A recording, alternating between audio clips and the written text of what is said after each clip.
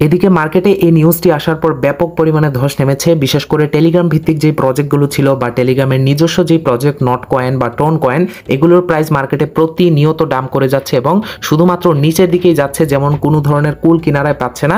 এখানে $7 ছুঁই ছুঁই যে প্রাইসটা আমরা প্রেডিক্ট করতেছিলাম আজকের ভিতরে $7 ছুঁয়ে যাবে, কিন্তু হঠাৎ করে দেখা যাচ্ছে এই নিউজের পর থেকে মার্কেটে এত পরিমাণে ক্রাশ খেয়ে গেছে যে $5.24 পর্যন্ত নেমে গিয়েছিল। একই পরিস্থিতিতে যদি আমরা নট কয়েন দেখি তাহলে দেখতে পারবেন একদম নিচের দিকেই যাচ্ছে, যেন কোনো ধরনের কুল কিনারাই খুঁজে পাচ্ছে না এবং 0.009 চলে আসছে এবং যেটা আরো ডাউন হয়ে যাবে। -21.39% করে নিচে নেমেছে, 16.59 পর্যন্ত এখানে নিচের দিকে নেমে গিয়েছে। এত পরিমাণে ক্ষয়ক্ষতি চলে আসছে অলরেডি এই টেলিগ্রাম ভিত্তিক প্রজেক্টগুলোর মধ্যে। আসসালামু আলাইকুম প্রিয় বন্ধুরা, welcome again FC technical tips YouTube চ্যানেলে। আশা করি প্রত্যেকে অনেক ভালো আছেন। সো ইতিমধ্যে আপনারা প্রত্যেকেই এই নিউজটি পেয়ে গিয়েছেন।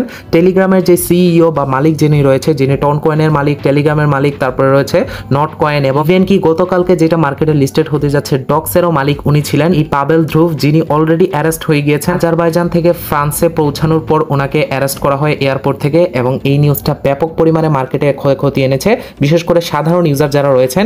ইতিমধ্যে আপনারা জেনে গিয়েছেন, আমি আপনাদেরকে প্রত্যেকটা আপডেটের মাধ্যমে জানিয়েছি, টেলিগ্রামের উইথড্র কিন্তু সকল ধরনের উইথড্র বন্ধ করে দিয়েছে। বিশেষ করে যারা ডক্স উইথড্র করেছিলেন টেলিগ্রাম ওয়ালেটের মাধ্যমে, আপনারা জানেন প্রথমে কিন্তু এক্সচেঞ্জার এবং টেলিগ্রাম ওয়ালেটের উইথড্র চালু ছিল এবং যারা টেলিগ্রাম ওয়ালেটে উইথড্র করেছেন তাদের কিন্তু এখন আর কোনো ধরনের উইথড্র করতে পারবেন না। এটা শুধুমাত্র ডক্সের ক্ষেত্রে না, আপনি আদার্স যে কোনো কয়েনই এখন বাই সেল করা যাচ্ছে না, অর্থাৎ তাদের সাময়িক সময়ের জন্য স্থগিত করে দেওয়া হয়েছে ওয়ালেটের লেনদেন। এবং এখানে বলা হয়েছে যে 27 অগস্ট 4টা পর্যন্ত এটা বন্ধ থাকবে, মানে 26 তারিখ গতকালকে মার্কেটে লিস্টেড হওয়ার পরও আপনি বাই সেল করতে পারবেন না। এমনিতেই এটার প্রাইস কি হবে আমরা কেউই প্রেডিক্ট করতে পারছি না বর্তমান সময়ে, কারণ এই একটা নিউজ আসার পর মার্কেটে যেরকম ভাবে ধস নেমেছে, সেই অবস্থাতে ডক্সের কি রকম যে প্রাইস হবে একমাত্র উপরওয়ালাই জানে। এখন যদি আপনি 26 তারিখে উইথড্র না করতে পারেন, 27 তারিখ আসতে আসতে মনে হয় না ডক্সের কোনো দাম থাকবে বা কোনো ভ্যালু থাকবে। তো অলরেডি একটা বাস খেয়ে গেছেন যারা টেলিগ্রামে উইথড্র করেছেন।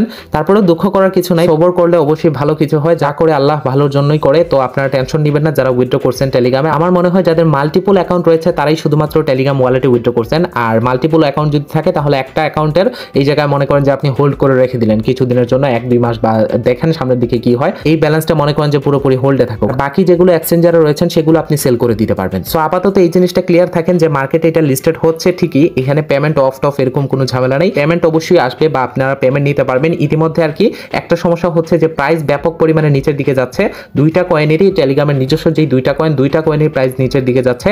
সো এরকম করে যদি ডাউন হতে থাকে, বিশেষ করে টোনের প্রাইস, টোনের উপর নির্ভর করছে কিন্তু নট কয়েন। সো যদি টোন পারফর্মটা ভালো করে এবং টোনের উপর নির্ভর করবে কিন্তু আমাদের ডক্স টোকেনটা, কারণ টোনের প্রাইস যদি ভালো হয় ডক্স টোকেনটার প্রাইসও ভালো হবে। ইতিমধ্যে তাদের টেলিগ্রাম ওয়ালেটের নিউজের মাধ্যমে তারা জানিয়েছে যে পাবেল ধ্রুভকে যে অ্যারেস্ট করেছে রিসেন্ট টাইমের, এই নিউজটা নিয়ে ব্যাপক পরিমাণে আলোচনা হচ্ছে। তো তাদের যারা বেসিক্যালি টেলিগ্রামে ফান্ড রেখেছেন, টেলিগ্রাম ওয়ালেটের মাধ্যমে যারা ফান্ড রেখেছেন, সেগুলোর কোনো সমস্যা হবে না, কোনো ঝামেলা হবে না। ইভেন কি ইভেন্ট যারা যেই ইভেন্টগুলো চলতেছে, যেমন কালকের ডক্স টোকেনটা মার্কেটে লিস্টেড হবে, সেটাও চালু থাকবে, সেটা নিয়েও কোনো ধরনের বন্ধ বা এরকম কোনো নোটিশ নেই। আপাতত এতটুকুই আপডেট। আর ক্রিপ্টো মার্কেটটা শুধুমাত্র নিউজের উপরেই চলে, মনে করেন যে কোনো একটা ব্যাড নিউজ আসছে মার্কেটে একদম নিচের দিকে চলে যাবে, আবার যদি মনে করেন যে ভালো কোনো নিউজ আসে তাহলে আবারও উপর দিকে চলে আসবে। তবে এই মুহূর্তে ভালো নিউজ আসার, অন্তত কালকের ভিতরে আসার সম্ভাবনা খুবই কম। শোনা যাচ্ছে 20 বছরের জন্য নাকি জেল হয়েছে এই পাবেল ধ্রুভ যিনি রয়েছেন, ওনার নামে বেশ কিছু চার্জেস আসছে, যেমন উনি টেলিগ্রামের লঙ্ঘন করেছেন যে নীতিমালা রয়েছে সেগুলো, তারপরে প্রাইভেসি মেনটেন করেন নাই, বিভিন্ন ধরনের ইলিগাল জিনিসের কারণে বা পলিটিক্যাল চাইলের কারণে ওনাকে ধরা হয়েছে আর কি। তো এই জিনিসটার কারণে কিন্তু ক্ষয়ক্ষতিটা আমাদেরই হয়েছে আলটিমেট। এমন একটা সময় চিন্তা করে দেখেন, আগামী কালকেই লিস্টেড হতে যাচ্ছে, আজকেই এই ইনসিডেন্টটা হতে পারতো যে কালকে যখন লিস্টেড হয়ে যায় তারপর দিন এই ঝামেলাটা হলেও পারতো, বাট আনফরচুনেটলি কিছু করার নেই, মন খারাপ করেও লাভ নেই। এখন কথা হচ্ছে যে ভাই এটার প্রাইস কি হবে, এক্ষেত্রে আপনাকে কিছু ট্রিক্স অ্যাপ্লাই করতে হবে। এখন হোল্ড করবেন কিনা সেল করবেন, এটা নিয়ে অলরেডি আমাদের চ্যানেলে একটা ভিডিও আছে, আপনাকে 2টা ভিডিও অবশ্যই এই মুহূর্তে দেখতে হবে। আমি বলি সেই জন্য যে টেলিগ্রামে জয়েন করে ফেলেন, টেলিগ্রামের সকল আপডেটগুলো আমি স্টেপ বাই স্টেপ আপনাদের দিয়ে দিই। এখানে দেখেন আমি কিছুক্ষণের ভিতরে অনেকগুলো আপডেট আপনাদেরকে ইম্পর্টেন্ট আপডেটগুলো দিয়েছি। তো সেই জন্য অবশ্যই টেলিগ্রামে জয়েন করে থাকবেন, একটু কষ্ট করে হলেও। টেলিগ্রামে জয়েন করতে কোনো টাকা পয়সা লাগে না ভাই, জাস্ট লিঙ্কে ক্লিক করেন, ভিডিও ডেসক্রিপশন বক্স এবং ফার্স্ট কমেন্ট আমাদের টেলিগ্রাম চ্যানেল বলে দেওয়া থাকবে, ওই লিঙ্কে ক্লিক করলে এখানে নিচে এসে জাস্ট জয়েনে ক্লিক করবেন, দ্যাটস ইট। আর প্রতিনিয়ত আপডেটগুলো ফলো করতে থাকবেন, তাহলেই হয়ে যাচ্ছে।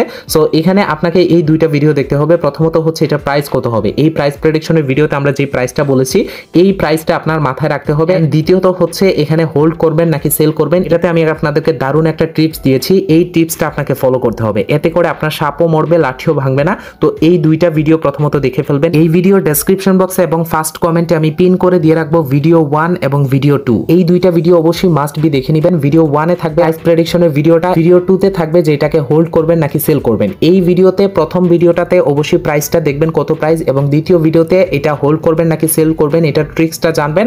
এন্ড তারপরে যখন মার্কেটে লিস্টেড হবে তারপরে গিয়ে আপনি যে ডিসিশনটা নিতে পারবেন এখানে আপনার কি করা উচিত। আমরা যে প্রাইসটা দিয়েছি সেই প্রাইসের ভিতরে থাকলে অবশ্যই ফটাফট আপনি সেল করবেন। সেল করার পর যেই কাজটা করবেন বা যেই ট্রিক্সটা করবেন সেটা নিয়ে অলরেডি আমাদের এই ভিডিওটাতে কথা বলা হয়েছে, এই ভিডিওটা দেখে নেবেন, তাহলে বিস্তারিত সবকিছু বুঝতে পারবেন। আশা করি বুঝাতে পেরেছি।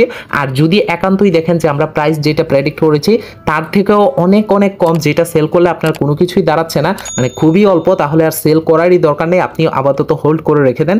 এটা একটু সময় দিতে হবে, সময় দেওয়ার পর দেন আবারও সবকিছু ঠিক হবে। আপনারা জানেন কিছুদিন আগে কিন্তু এরকম ব্যাপক অ্যালিগেশন ছিল। বিনান্স রয়েছে বিশ্বের 1 নাম্বার এক্সচেঞ্জার, বিনান্সের সিইও সিজেড যিনি ছিলেন আর কি, তাকে কিন্তু পরবর্তীতে সিইও পদ থেকে সরিয়ে নতুন একজনকে দেওয়া হয়েছে আপনারা জানেন। এন্ড তারপর থেকে কিন্তু বিনান্সের আবারও পজিশন ঠিক হয়ে গেছে এবং বিএনবির যে প্রাইস আবারও কিন্তু আগের জায়গায় চলে আসছে। তো এরকম একটা সাময়িক পরিস্থিতি যেহেতু খারাপ, সেক্ষেত্রে একটু বাজে অবস্থায় যাবে কিছুদিন, তারপরে দেখবেন অটোমেটিক সবকিছু ঠিক হয়ে যাবে। শোনা যাচ্ছে ওনাকে দ্রুত ছাড়ানোর জন্য, মানে রাশিয়া চেষ্টা করতেছে, রাশিয়া ভিত্তিক অ্যাপ যেহেতু এটা, তো রাশিয়াও চেষ্টা করতেছে ওনাকে ছাড়ানোর জন্য। যদি আজকে রাতের ভিতরে বা আগামী কালকের ভিতরে মুক্তি পেয়ে যান তাহলে কিন্তু আবারও আগের পর্যায়ে চলে আসবে সবকিছু, আপনার প্রাইসও মোটামুটি ভালোই থাকবে।